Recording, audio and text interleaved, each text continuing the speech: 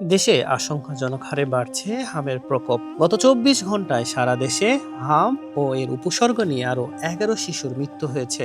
এ নিয়ে গত ২ মাসে এই রোগে মোট প্রাণহানির সংখ্যা দাঁড়িয়েছে ৪৭৫ জনে। গত ২৪ ঘন্টায় নতুন করে আক্রান্ত হয়েছে ১৩৩৩৭ জন। মঙ্গলবার স্বাস্থ্য অধিদপ্তরের সর্বশেষ প্রতিবেদন থেকে এসব তথ্য জানা গেছে।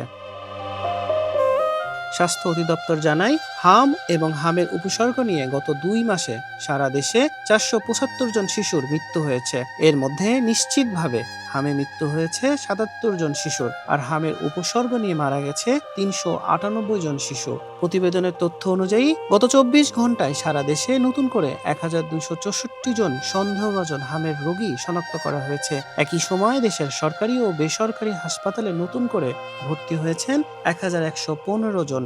ল্যাবরেটরি পরীক্ষায় নতুন করে আরও ৭৩ জনের শরীরে নিশ্চিতভাবে হাম শনাক্ত হয়েছে।